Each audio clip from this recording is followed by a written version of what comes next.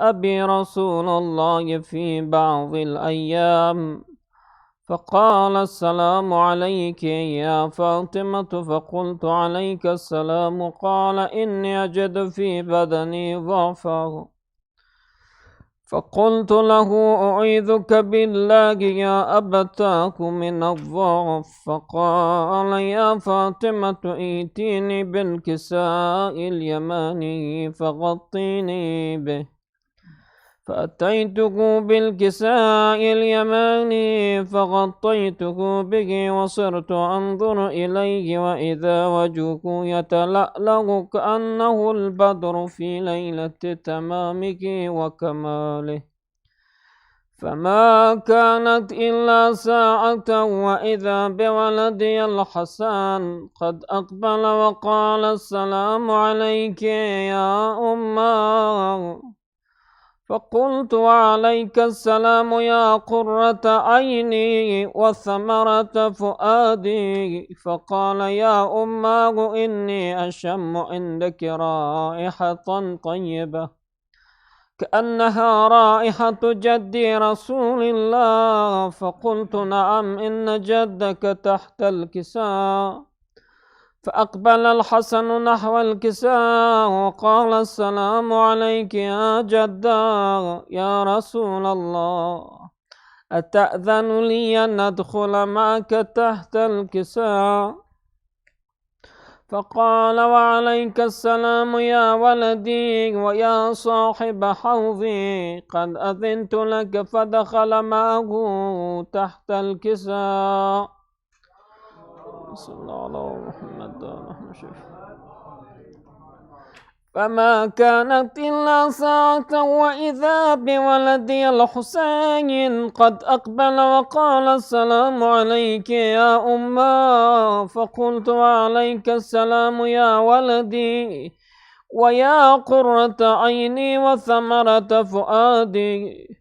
فقال لي: يا أمه، إني أشم عندك رائحة طيبة كأنها رائحة جدي رسول الله. فقلت: نعم، إن جدك وأخاك تحت الكساء. فدنا الحسين نحو الكساء وقال: السلام عليك يا جدا، السلام عليك يا من اختاره الله، أتأذن لي أن نكون معكما تحت الكساء؟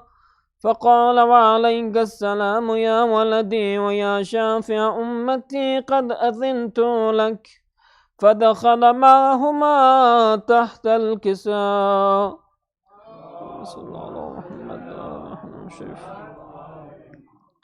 فأقبل عند ذلك أبو الحسن علي بن أبي طالب وقال: السلام عليك يا بنت رسول الله. فقلت: وعليك السلام يا أبا الحسن ويا أمير المؤمنين. فقال: يا فاطمة، إني أشم عندك رائحة طيبة كأنها رائحة أخي وابن عمي رسول الله. فقلت: نعم، ها هو مع ولديك تحت الكساء. فأقبل علي نحو الكساء وقال: السلام عليك يا رسول الله، أتأذن لي أن نكون معكم تحت الكساء؟ فقال: وعليك السلام يا أخي ويا وصي وخليفتي وصاحب لوائي، قد أذنت لك. فدخل علي تحت الكساء.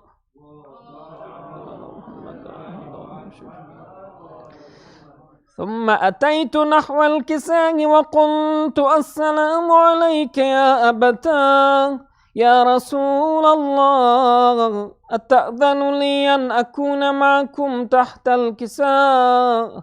فقال: وعليك السلام يا بنتي ويا بضعتي، قد أذنت لك. فدخلت تحت الكساء.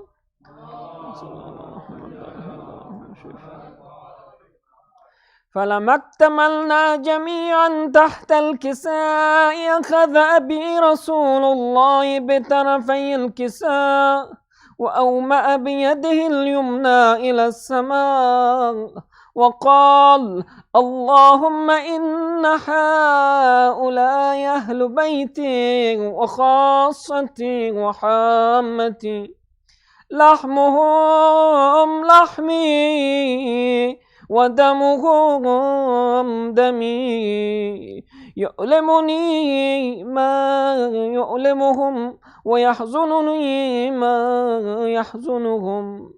أنا حرب لمن حاربهم وسلم لمن سالمهم وعدو لمن عاداهم ومحب لمن أحبهم. إنهم مني وأنا منهم، فاجعل صلواتك وبركاتك ورحمتك وغفرانك ورضوانك علي وعليهم، وأذهب عنهم الرجس وطهرهم تطهيرا.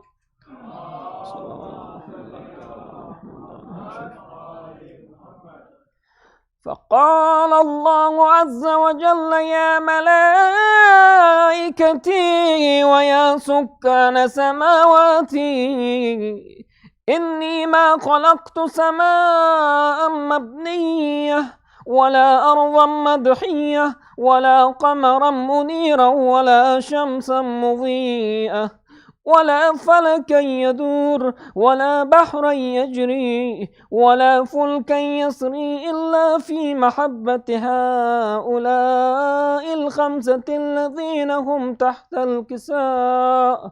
فقال الأمين جبرائيل: يا رب ومن تحت الكساء؟ فقال عز وجل: هم أهل بيت النبوة ومعدن الرسالة، هم فاطمة وأبوها وبعلها وبنوها.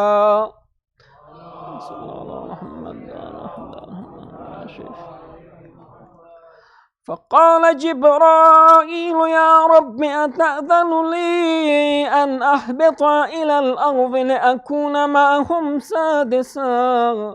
فقال الله: نعم، قد أذنت لك. فهبط الأمين جبرائيل وقال: السلام عليك يا رسول الله. العلي الأعلى يقرأك السلام ويخصك بالتحية والإكرام ويقول لك: وعزتي وجلالي إني ما خلقت سماء مبنية ولا أرضا مضحية ولا قمرا منيرا ولا شمسا مضيئة ولا فلكا يدور ولا بحرا يجري ولا فلكا يسري إلا لأجلكم ومحبتكم، وقد أذن لي أن أدخل معكم، فهل تأذن لي يا رسول الله؟ فقال رسول الله: وعليك السلام يا أمين وحي الله. إنه نعم، قد أذنت لك. فدخل جبرائيل معنا تحت الكساء.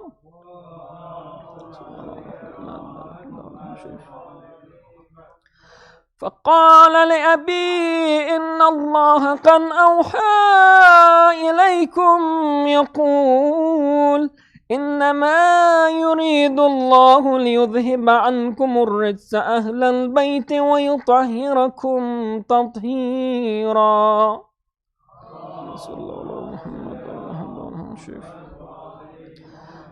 فقال علي لأبي: يا رسول الله، أخبرني ما لجلوسنا هذا تحت الكساء من الفضل عند الله. فقال النبي صلى الله عليه وآله: والذي بعثني بالحق نبيا واصطفاني بالرسالة نجيا، ما ذكر خبرنا هذا في محفل من محافل أهل الأرض وفي جمع من شيعتنا ومحبينا إلا ونزلت عليهم الرحمة وحفت بهم الملائكة واستغفرت لهم إلى أن يتفرقوا.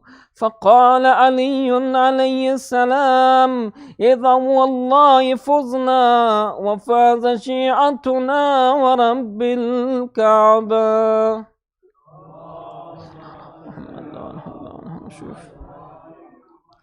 فقال أبي رسول الله صلى الله عليه وآله: يا علي، والذي بعثني بالحق نبيا واصطفاني بالرسالة نجيا، ما ذكر خبرنا هذا في محفل من محافل أهل الأرض، وفي جمع من شيعتنا ومحبينا، وفيهم مهموم إلا وفرج الله همه، ولا مغموم إلا وكشف الله غمه، ولا طالب حاجة إلا وقضى الله حاجته.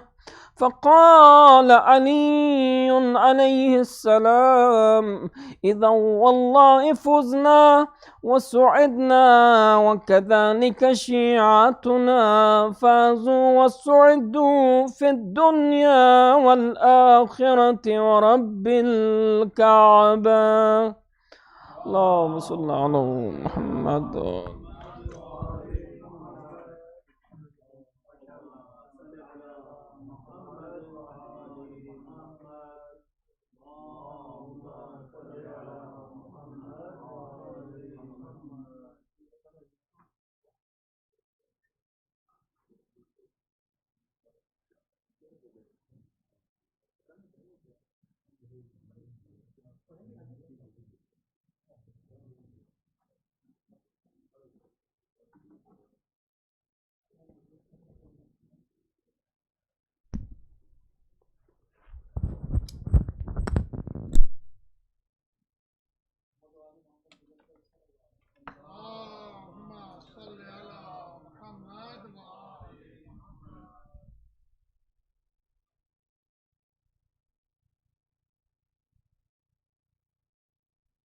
صلوات على محمد وآل محمد.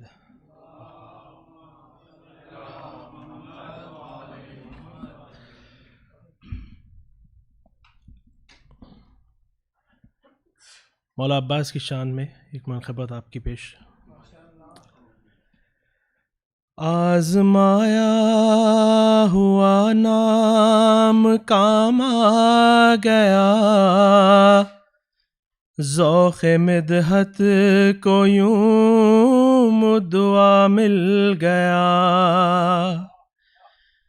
या अली कह के मैंने उठाया कलम, या अली कह के मैंने उठाया कलम, मदहे अब्बास का हौसला मिल गया।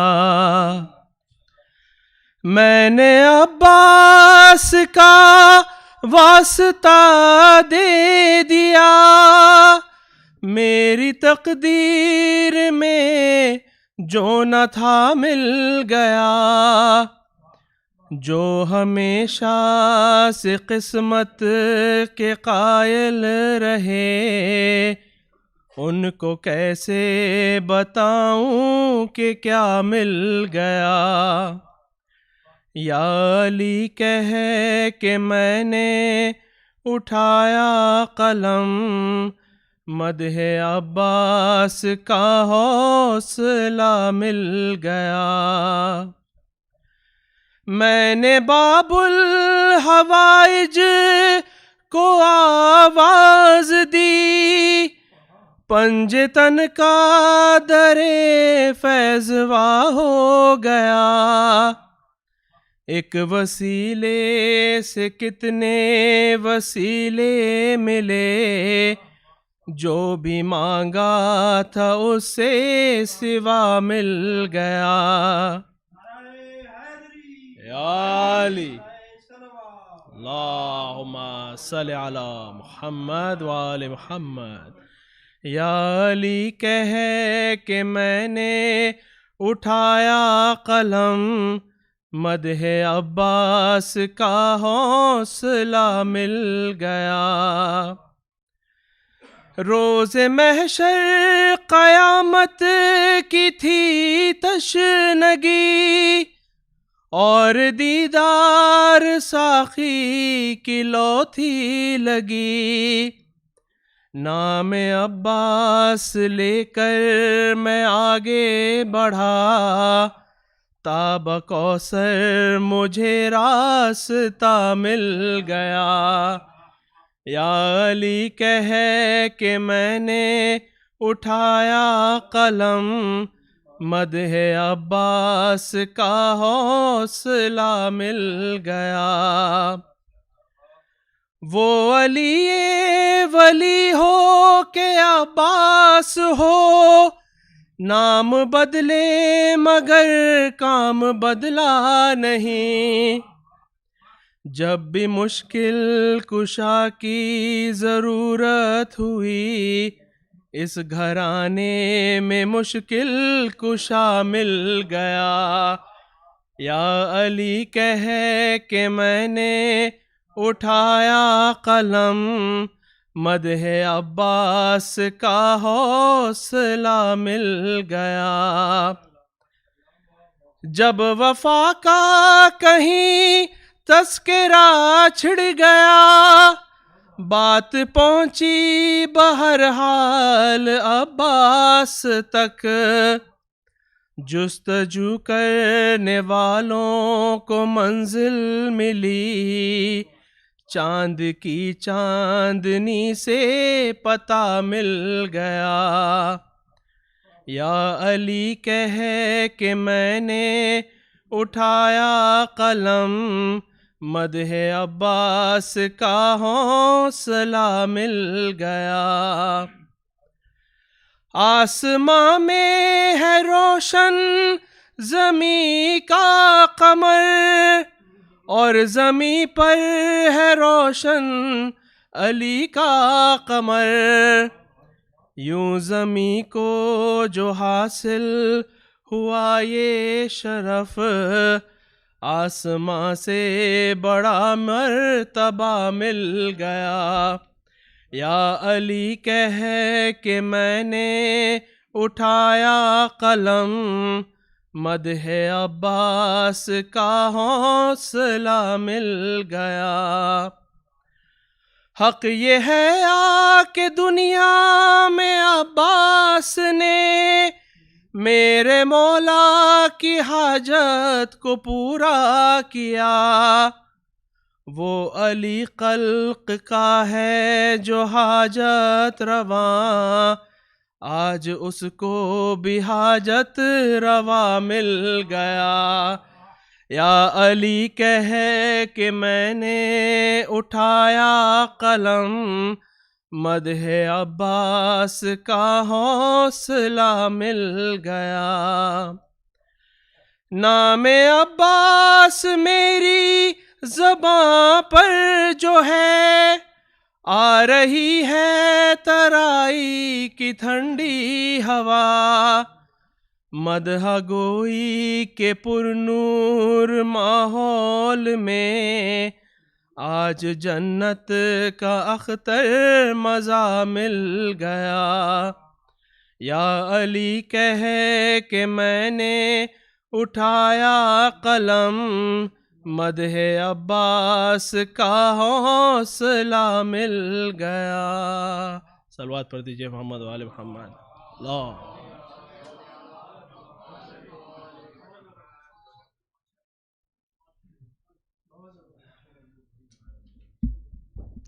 सलवात।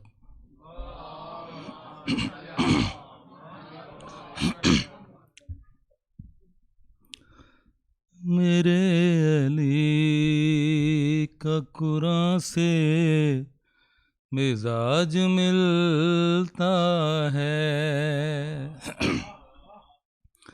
मेरे अली का कुरान से मिजाज मिलता है।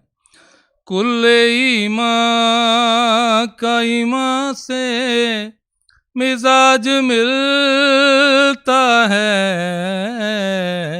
मेरे अली का कुरान से मिजाज मिलता है। और जो करबला में थी गूंजी उसी अज़ां की कसम, जो करबला में थी गूंजी उसी अज़ां की कसम, मेरे अली का अज़ां से मिजाज मिलता है। और सखा में और अता में ये एक जैसे हैं, सखा में और अता में ये एक जैसे हैं। बताओ ऐसा कहाँ से मिजाज मिलता है, बताओ ऐसे कहाँ से मिजाज मिलता है 6 महीने का लेकिन रुबाब से पूछो, है 6 महीने का लेकिन रुबाब से पूछो, कि अपने भाई जवां से मिजाज मिलता है, कि अपने भाई जवां से मिजाज मिलता है। और बगैर रब की वही के जो बोलता ही नहीं, बगैर रब की वही से जो बोलता ही नहीं, नबी करब की जुबान से मिजाज मिलता है। कुल ईमान का ईमान से मिजाज मिलता है 6 महीने का लेकिन रुबाब से पूछो, है 6 महीने का लेकिन रुबाब से पूछो, कि अपने भाई जवां से मिजाज मिलता है। कुल ईमान का ईमान से मिजाज मिलता है मेरे अली का कुरान से मिजाज मिलता है। Sir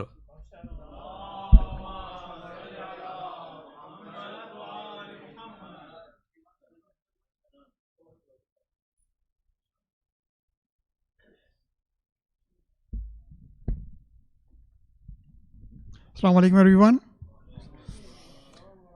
From the management of ISIJ and Razvi Community Center, I would like to wish you all Khushali Mubarak on the birth anniversary of our 11th Holy Imam, Imam Hasan al-Askari alayhi salam. Allahumma salli ala Muhammad wa ali Muhammad. Inshallah, the program will continue. We have a visiting speaker, Dr. Liaqat Taqeem, inshallah, reciting the Maulud lecture tonight.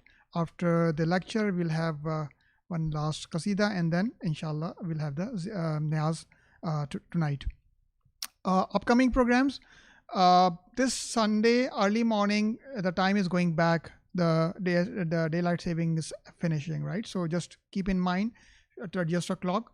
So next week program, our Thursday program will still be at 7:30 with Isha Jama Salat only.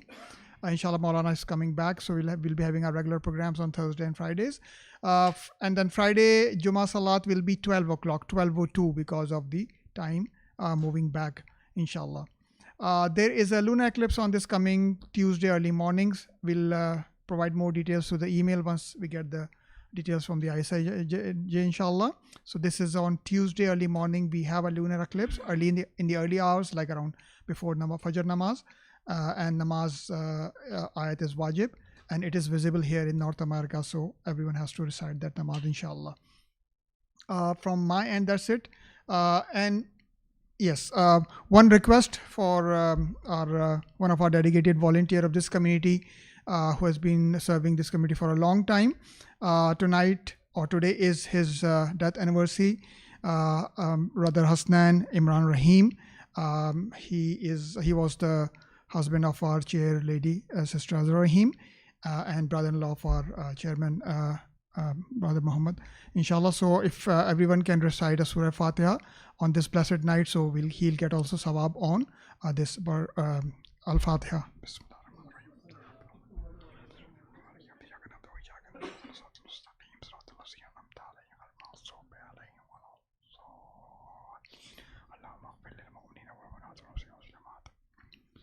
Now with your loud salawat, I'll request Dr.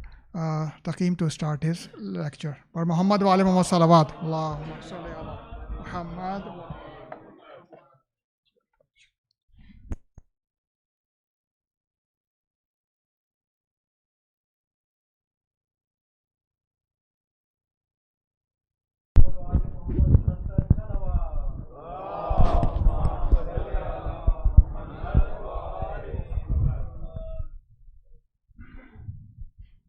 أعوذ بالله من الشيطان الرجيم بسم الله الرحمن الرحيم الحمد لله رب العالمين والصلاة والسلام على أشرف الأنبياء والمرسلين خاتم النبيين رحمة للعالمين بالقاسم محمد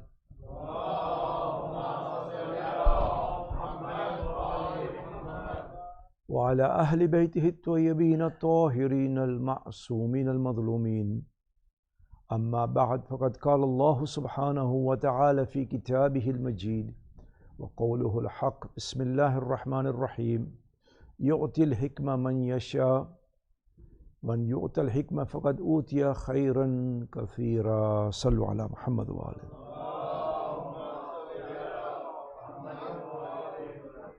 Assalamu alaikum wa rahmatullah.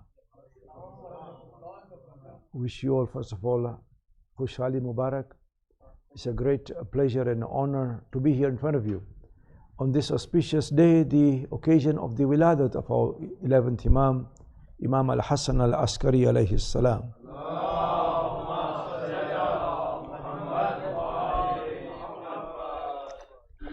But before I talk about the Imam, I wanted to discuss a few things about the significance of learning and knowledge in Islam. As we are aware, Islam emphasizes knowledge to a great degree. Indeed, the very first words that were revealed to the Prophet was Iqra, recite. It is an amazing fact that even Muslims themselves do not know that wherever Muslims went, wherever they went, they not only learned, but they taught, and they established centers of learning throughout history. It wasn't only at a particular time. So, for example, we often hear of Timbuktu, and we tend to think of Timbuktu as a very far off city. Many people think it's somewhere in the Arctic or Greenland. It's actually in Mali, in Africa. And in the medieval ages, there were 25,000 Muslims graduating in Timbuktu every year. Timbuktu, which is in Mali, in Africa, at a time when the Europeans thought that the Africans were in the dark ages, they were barbarians and savages. Timbuktu had 180 schools alone. That's just one example. The Europeans only knew of the Muslim advancement in learning when they met them in Spain, because Spain was a bridge between Europe and the Muslim world. This Muslim center was in Cordoba. You should go to Spain, because Spain was Islamic for 800 years. Go to Cordoba, go to Seville, go to Toledo, not in Ohio, but in Spain. And there are so many other centers. We don't know that there was a major Muslim center in a place like Uzbekistan, Samarkand, Bukhara, and Muslims established centers of learning in Baghdad, in Cairo, in Damascus, wherever they went, because that was the value that was taught to them, that knowledge is important. Indeed, a very famous hadith from the Prophet says that whoever is in search of knowledge, Allah opens the path for him or her. Knowledge is also for women too. Not only does Allah open the path for the one who's searching for knowledge, but the angels, they will lower their wings in honor of that person. That is the significance of knowledge. It's an amazing fact and something that even Muslims themselves do not know. And sometimes I think we should preach to Muslims and non-Muslims too, that 10% of those slaves who were brought from Africa to the Americas, you have heard of the slave trade, 10 to 15% were Muslims. And we know that because we have a slave register. And when you read the name Omar bin Said, Ibrahima, Bilali, and so on, you know, we even have their biographies, that these were Yaro Marut and many others. What was so remarkable is that these Muslim slaves in particular were more learned and more literate than their own American masters. Those American masters, the white ones, they could barely read or write. Whereas these Muslims taught the masters how to read or write. An integral part in this knowledge is that of aql, that is thinking powers. Allah would not put a device in you and then tell you not to use it. On the contrary, Allah insists that you use it. And therefore you will see in the Quran all the time, أَفَلَا يَعْقِلُونَ أَفَلَا يَفْحَمُونَ, and so on. Don't they think? Don't they ponder? My friends, let us understand that the Quran did not come to replace the intellect.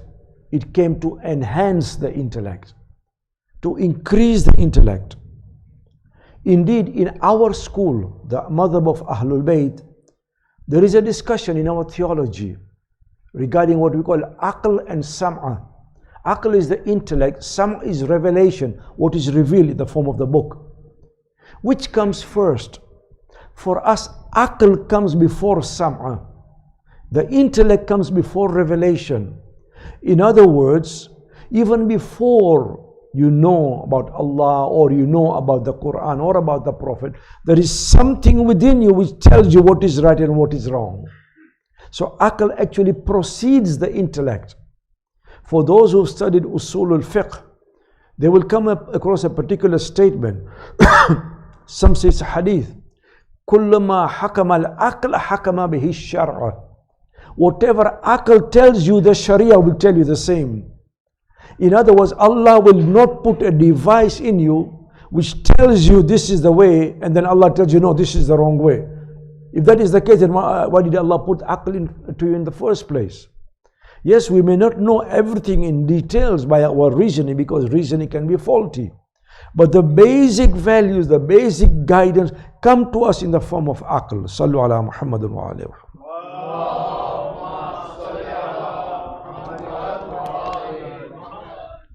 Indeed, in our fiqh, Allah is known as Ra'isul Uqala. He is the head of those who have intellect, because He is the one who gave you that intellect in the first place. And therefore use it. Islam came to free our minds. It did not come to freeze our minds. Sometimes we see, I've heard of people say, no, we'll let the Ayatollahs think and we will not think. On the contrary, the Ayatollah is an expert in Islamic law. But in basic day-to-day life, you have to reason things yourselves. And if you don't know, then you ask. It was the very famous Muslim philosopher, Ibn Khaldun, who says that when you blindly follow the ancient customs, when you blindly follow ancient tradition, it does not mean that the dead are alive. It actually means that the alive are dead. That those who are alive are dead when they blindly follow things. Therefore, you have to question. You have to understand. In the Islamic understanding, Knowledge, or whatever you learn in any field for that matter, is supposed to have an imprint on your personality. It's not only in akal or in sum or whatever. In anything that you learn, that is supposed to have an imprint. It's supposed to affect your personality. Why? Because knowledge not only informs, but it also reforms. And therefore there is a very beautiful dua from Imam Zainul Abidin alayhi salam.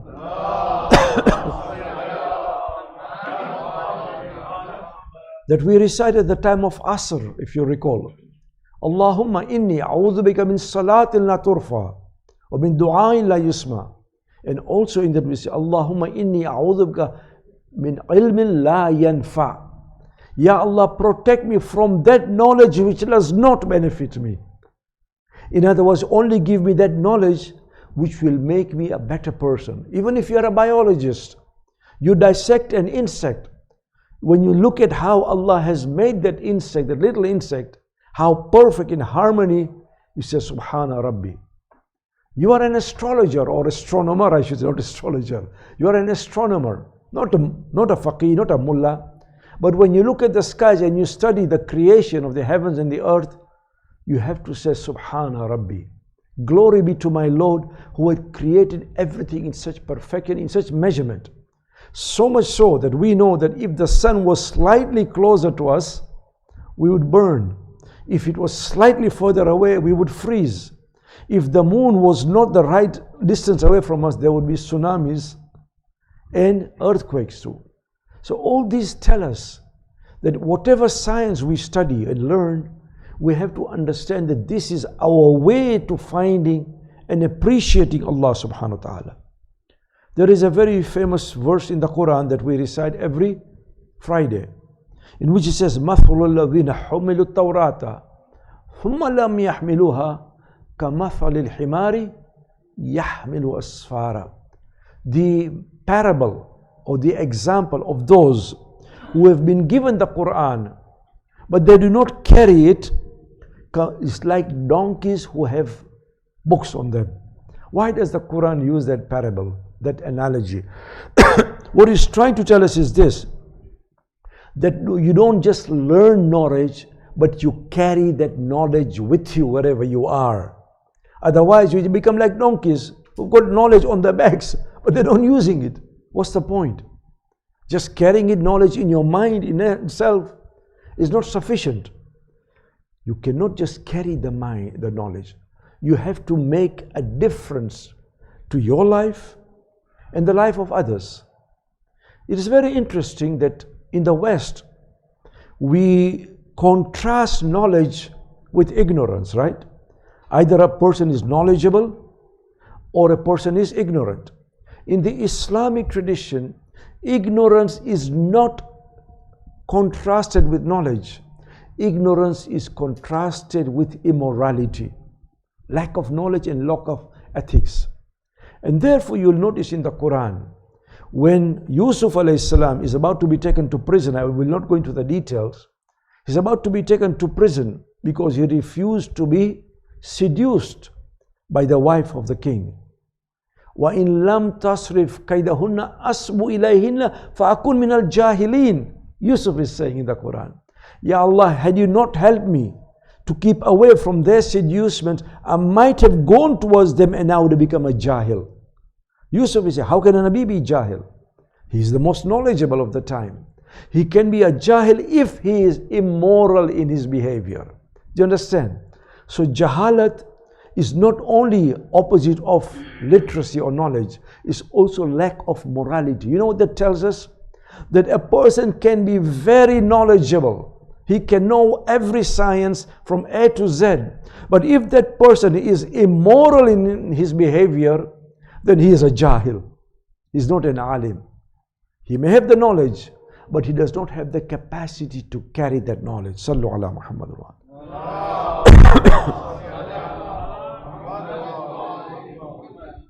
The story is told of Ghazali, Imam al-Ghazali as he is known amongst Ahlul Sunnah, a very knowledgeable person, a great philosopher, a great alim amongst Ahlul Sunnah. He died in the year you can never forget, 1111. You can't forget the year. In any case, he was moving one day with his books, and he was stopped by some robbers, and they took everything away from him. And the Ghazali says, you can take whatever you like, but give those books back to me. They are of no knowledge to you. And the robber says, why should we give those books back to you? He says, because if you take those books, my knowledge is gone with them. And the robbers laughed at him and says, what kind of knowledge is this that we can take it away from you so easily? Knowledge should not only be in your mind, it should be in your heart also. Yahmilu asfara. You don't just carry knowledge like the donkeys on their backs. You carry it in your heart. Therefore, it's interesting to note that in the West, you evaluate a person by how much he has learned. Whereas in the East, we evaluate a person by how much what he has learned has influenced him. We do evaluations in the universities, as you know, course evals. I don't like them because they're not always accurate. The students evaluate us. But the only questions was like, what did you learn from this? Evaluate the teacher and so on. There is no question as to how it impacted your life. Has it in any way made you a better person? And I want to share with you a personal anecdote, if I may. Sometimes say, why do you guys go in the university and teach? When I was teaching in Denver, in Colorado, I was teaching about Islam in general, and to my amazement, when I was reading the course evaluation, one of the students wrote, says, before taking this course, I was a Wahhabi. After taking this course, I'm not Wahhabi now anymore.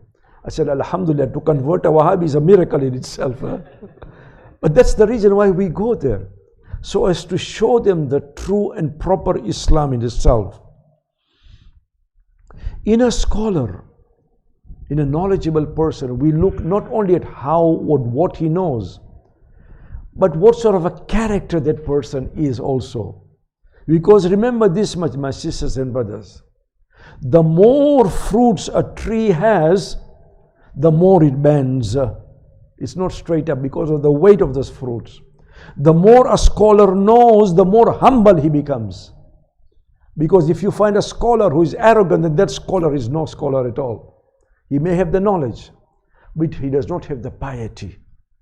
That's why, if you notice, in our system, in the Hausa, we have the ijaza. Now, when we think of ijaza, the word K comes to our mind. There are different kinds of ijazas, my friend. It's not only the ijaza of khums. There is the ijaza of ijtihad, whereby a teacher will say that I certify that this person is capable of doing ijtihad. But it's not only the ijtihad, the evaluation is based not only what he has learned, but also on his character.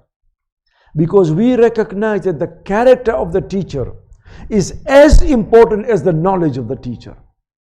In the West, it doesn't matter who you learned. In the West, the more significance is where you studied. You studied at Princeton, mashallah, at Harvard and so on. McMaster isn't doing too bad. But if you have studied under a particular college or something, you don't care. In the East, we evaluate under whom you studied. That's very important. And therefore, when we look at students who are coming into McMaster, we say, where did he study? Not who he studied under, but who you study under, because the teacher influences the student immensely. The character, the personality of the teacher. A wise man said once that I love my teacher more than my parents.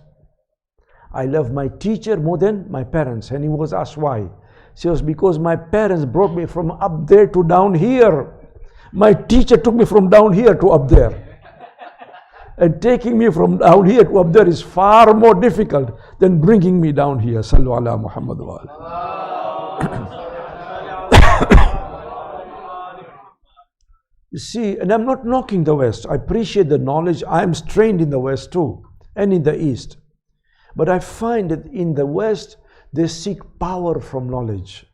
We seek salvation and ethics from knowledge. In the West, you'll notice that the more knowledge they have, the more powerful they become. They create more bombs and more ways of killing people. They don't have killings of people, they have mass killings of people. They have things, and it does not bother them how much they kill. What bothers them is how much they can sell with those weapons that they create. The effect, I mean, you look at what happened in Afghanistan, in Iraq, whereby somebody based in Houston is telling somebody who is there on the ground who to fire against, regardless of who is being killed, whether it is combatants or non-combatants. It doesn't matter to them. For us, it is salvation that is important. And therefore, as I said, that Imam Zainul Abidin alayhi salam says,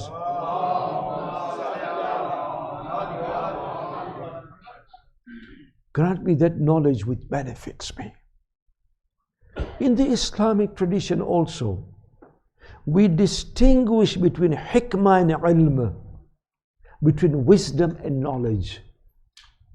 We say, I don't know how many of you speak Kutchi. My Kutchi is not that good, but some of you do. Baniyo aipan, ganyo nai. Means he has learned, but he has not benefited anything from it. Correct?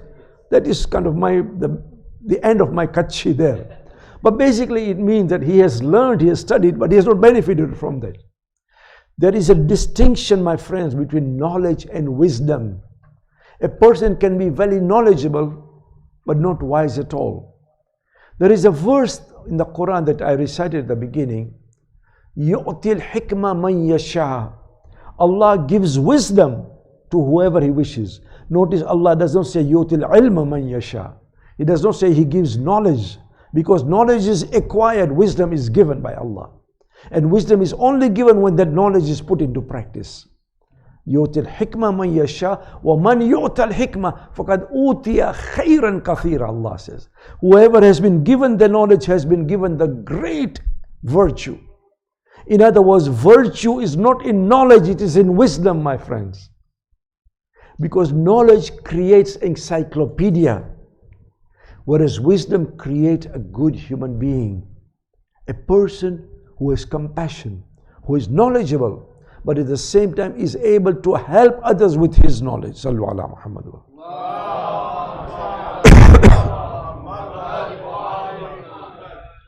Whereas knowledge is stored in the mind, hikmah is stored in the heart, my friends.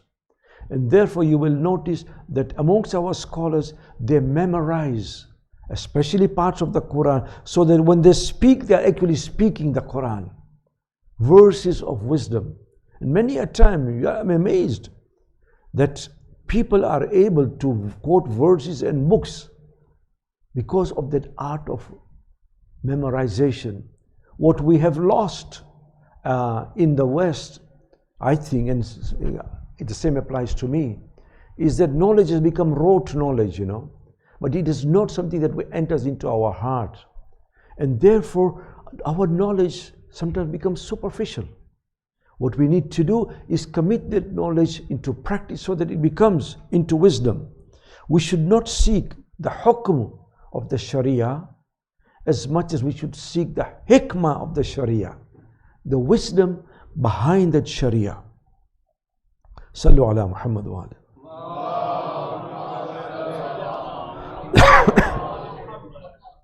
Today we are living in a globalized world. Now there's nothing wrong in living in a globalized world, but there are advantages and there are disadvantages. The problem with globalization is that at the stroke of a keyboard, you get all these things appearing in front of you. And suddenly somebody who was a chanku manku becomes an ayatollah. Suddenly think he knows everything.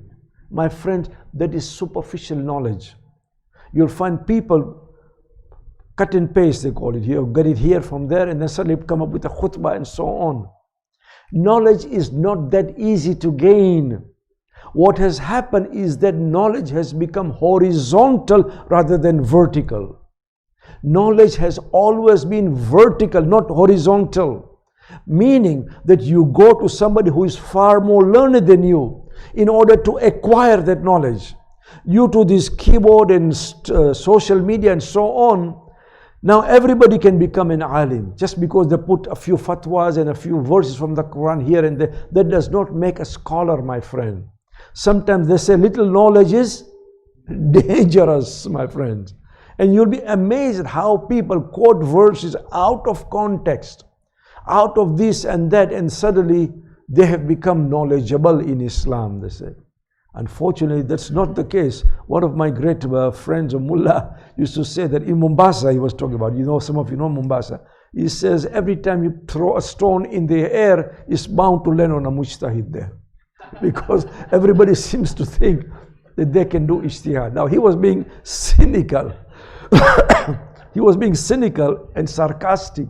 But that's the part of the problem of knowledge. That what has happened is that charisma has replaced substance today. In other words, somebody who is a charismatic speaker, who is very valuable, and suddenly comes, and he may be a good speaker. But what we are looking for, and I always tell my students, that when you want to learn something, learn two things: breadth and depth. In other words, you should have the wide knowledge, but you should also have deep knowledge. Not you too, huh? Not just superficial knowledge. Deep knowledge. Knowledge that can influence you. My teachers taught me, and I would like to share this with you. They said you only can be sure that you know something or you know a book if you are able to teach that book. This is a lesson for the younger students here. That you only know something if you can teach something. If you cannot teach it, then you don't know it, or you know it only superficially. This was the kind of knowledge that we, and I myself, was imparted with. You find, unfortunately, today that due to technology and the print media, more and more people are able to speak about Islam. I don't have a problem about people speaking about Islam, but have that knowledge and deep knowledge. What has happened is that we have bypassed the traditional places of learning. People think that, you go to a little bit here with on the computer or whatever, that you've become knowledgeable. No. Especially amongst the Ahlus Sunnah. You go to a mosque many a time, and I've found this. Especially amongst them, you find an engineer, a pharmacist, or somebody who's an accountant coming on the khutbah on Jummah and giving a khutbah. How come I don't go and lecture to them about taxation? That's not my field. Every knowledge has got its own field, and every person is specialized in that field. As I said, today we have always somehow deviated from that. Allama Mutahari used to say, Al-alimu bi zamanihi, that the alim is to be judged by not only what he knows, but how he can relate that knowledge to his own time. Because when I talk to you, I have to talk to you not only about what I learned from the books, but how I can apply those books in your daily life today. Otherwise, I can tell you what Tusi said, what Hilli said, and what Mufid said 1,000 years ago. But you can ask me, well, how does it relate to my life? He also says, he says that the fatwa dehati, buya dehati midahad, that the fatwa of a village smells like a village. The fatwa of a village smells like a village, meaning that when you give a fatwa in a village, it may not necessarily be applicable to a city, because that alim speaks according to his environment, according to his own circumstance. When the circumstances change, the fatwa will change, because circumstances have changed. And therefore we have to be aware and completely cognizant of this fact, that today knowledge is advancing. And in many instances the fatwas are changing, and there's nothing wrong in that. Fatwas change because of ijtihad. What is ijtihad? Ijtihad is mental jihad. In other words, there are different kinds of jihad. Ijtihad is mental jihad, whereby a person is exercising his rational faculties in order to give the fatwas according to the needs, according to the requirements of the time. Sallu ala Muhammad wa alayhi.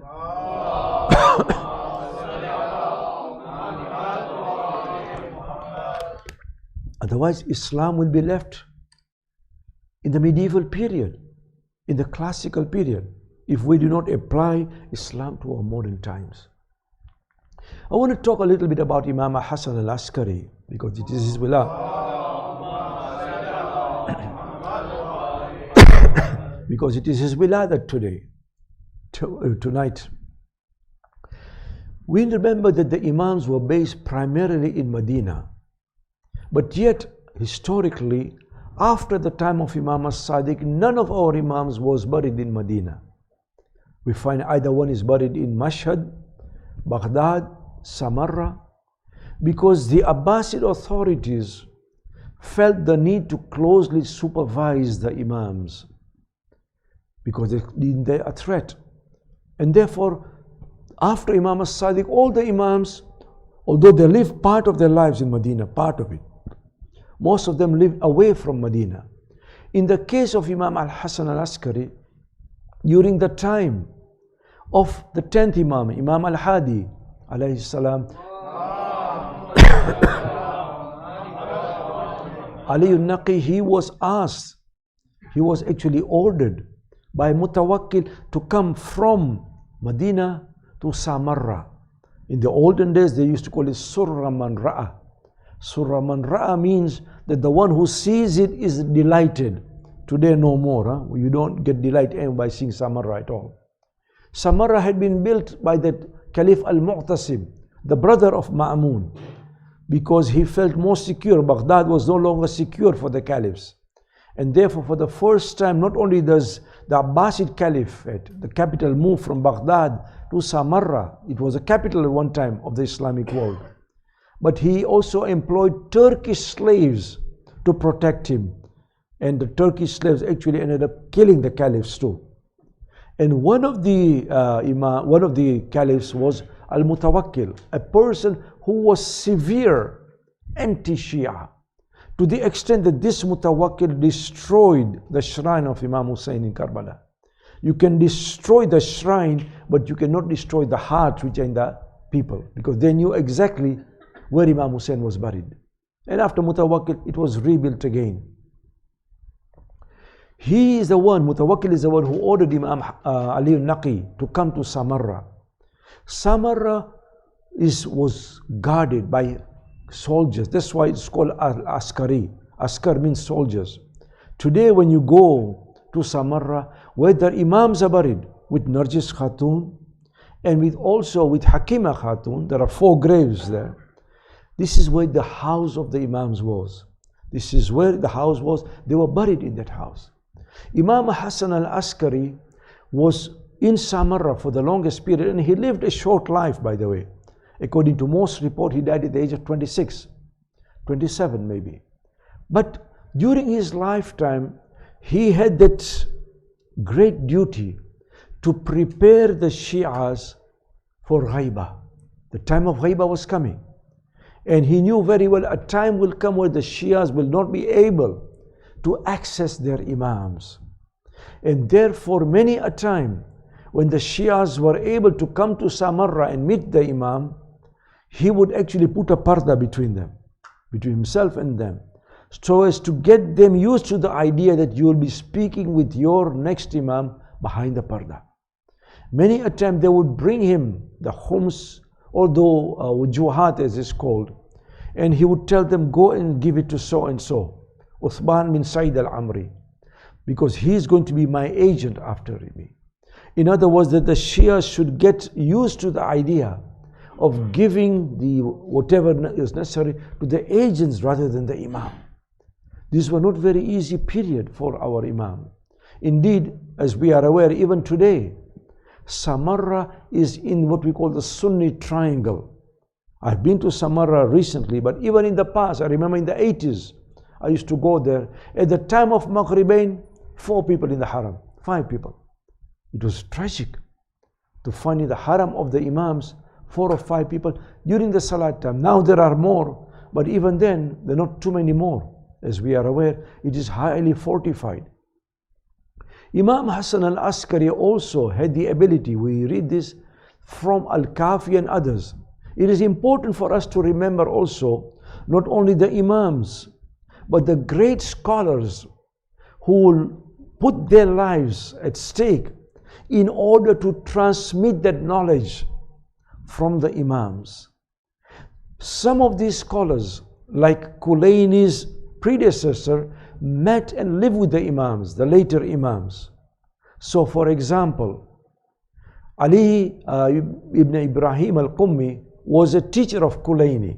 Kulaini died in Ghaibat al-Sughra, towards the end of Ghaibat al-Sughra. His teacher Ali ibn Ibrahim wrote a tafsir of the Quran, and he is the one who met the 10th and the 11th Imams. We have others like Ahmad bin Khalid al-Barqi, who go up to the 9th, 8th Imams. A lot of them wrote the books, some of which are able, which we have today, or they were transmitted by other scholars. My friends, if I can tell you another personal anecdote, because this is tied in with question of knowledge. When I went to Qum, I remember I went to Qum first in 1983, almost 40 years ago. But I went from England with a very traditional Western mindset. It's all called mullah, you know, money, money, money. So I went there and I studied under teachers, and then I felt it was my duty to go and give them something in return. So I took some money. He says, thank you very much. They said, what are you doing? I said, I'm just showing my appreciation. He said, you go and put that money back in the West. Your duty is that what we teach you, you teach it to others. That is the way that you can repay us. We don't want your money. That whatever we teach you, you teach to others, so that the transmission in the ilm of the Ahlul Bayt is kept alive. This is how, by the way, the knowledge is kept alive in Islam. It's not only through money. Money is important, we know.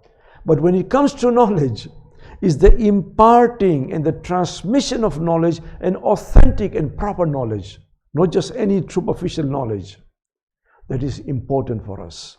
Wassalamu alaikum wa rahmatullah. I wish you Khushali Mubarak.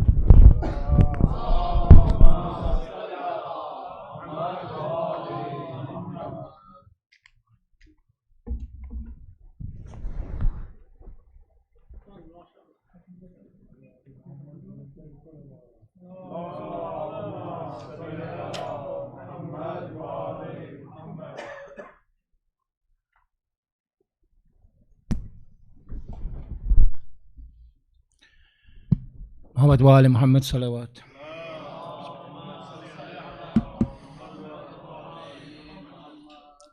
आज इमाम हसन अल-अस्करी की विलादत की रात है और हम साथ मिलके इमाम ज़माना के साथ अल्लाह के पास दुआ मांगते हैं कि हम इमाम ज़माना के लश्कर में शामिल करें। आमीन इंशाअल्लाह। सलावत प्लीज़।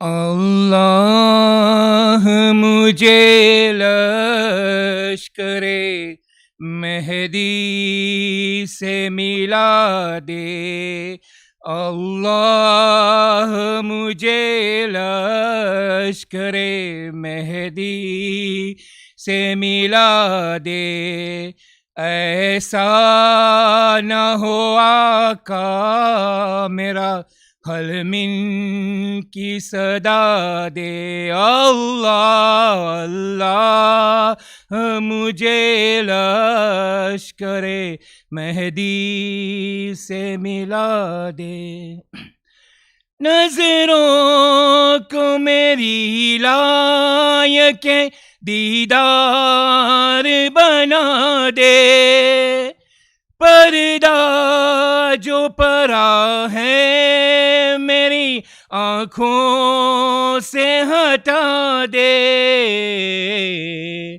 हादी ये ज़मां का मुझे पुरनूर दिखा दे, अल्लाह अल्लाह मुझे लश्करे मेहदी से मिला दे, हर एक निशान कुफ्र ज़लालत का मिटा दूं, हर राह में एक दीप सदाकत का जला दूं, इस खैर अमल की मुझे तौफीक खुदा दे अल्लाह अल्लाह मुझे लश्करे मेहदी से मिला दे लिख दे मेरी तकदीर में मौला की गुलामी हासिल मुझे हो जाए ये इजाज़े दवामी हर ख्वाहिश दुनिया को मेरे दिल से ही मिटा दे अल्लाह अल्लाह मुझे लश्करे मेहदी से मिला दे शामिल रहे लहजे में सदा हर्फ सदाकत शमशीर तले में भी करूँ ऐसी इबादत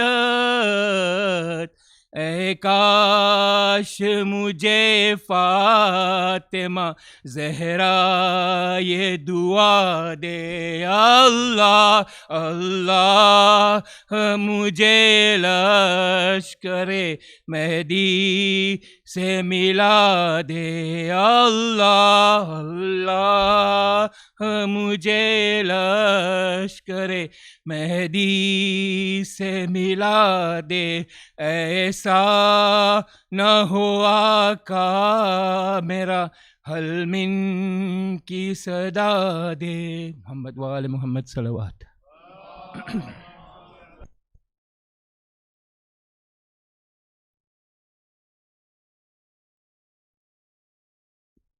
We'll end with ziyarat inshallah, and after that we have niyaz.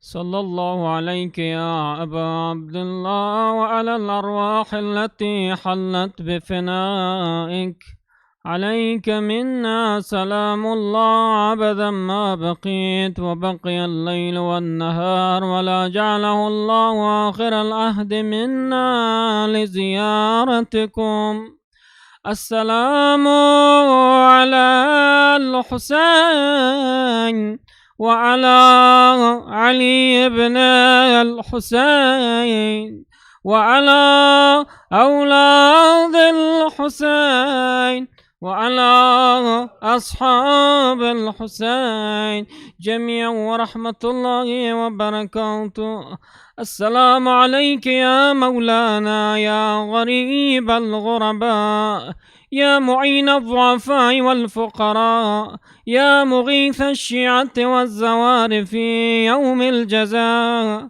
كن شفينا وشفيع آبائنا السلام عليك يا علي بن موسى الرضا الراضي بالقدر والقضاء ورحمة الله وبركاته السلام عليك يا مولانا يا صاحب العصر والزمان السلام عليك يا خليفة الرحمن السلام عليك يا إمام الإنس والجان عجل الله تعالى فرجك وسهل الله مخرجك وزهورك واجعلنا من خير أعوانك وأنصارك ومن المستشهدين بين يديك اللهم كن وليك الحجة بن الحسن صلواتك عليه وعلى آبائه في هذه الساعة وفي كل ساعة وليا وحافظا وقائدا وناصرا ودليلا وعينا حتى تسكنه أرضك طوعا وتمتعه فيها طويلا برحمتك يا أرحم الراحمين. الفاتحة. صلوات الله.